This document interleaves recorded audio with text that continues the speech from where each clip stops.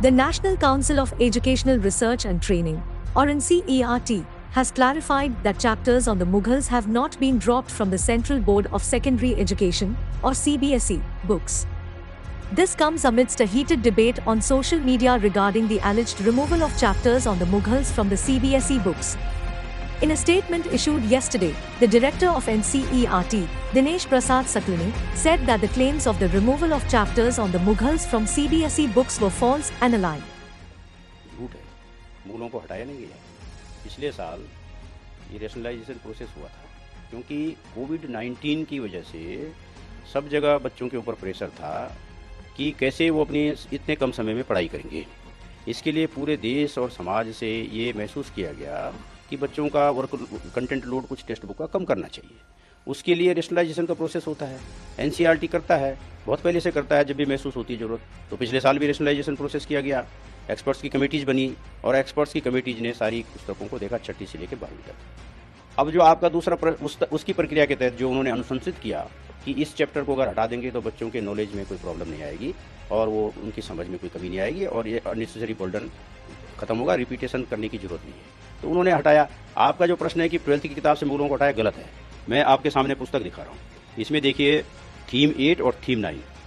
Theme 8 में peasants, zamindars and the state, agrarian society and Mughal empire 16th-17th centuries. ये दूसरा है theme 9, kings and chronicles, the Mughal courts 16th and 17th centuries.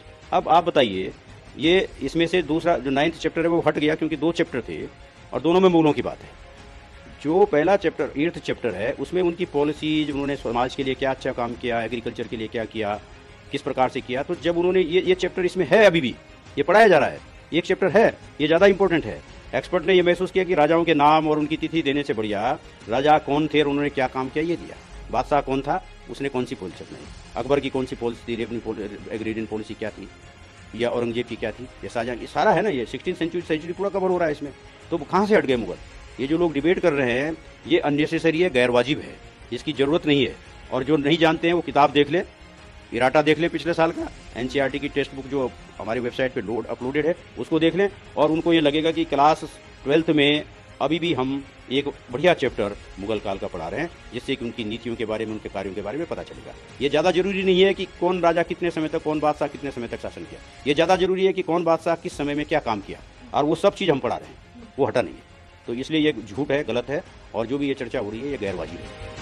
He clarified that the rationalization process undertaken last year by the expert committees was to ease the burden on students due to the COVID-19 pandemic and that certain chapters were recommended to be removed. Saklani emphasized that the history of the Mughals is still being taught in NCERT's Class 7th book and in the 11th class book under the section Empires, which covers the history of the Mughals. He further stated that while one chapter was removed from the Class 12th book last year, another chapter on the history of the Mughals is still being taught to students this year. The NCERT's clarification serves as a reassurance to students, teachers, and parents who were concerned about the alleged removal of chapters on the Mughals from CBSE books.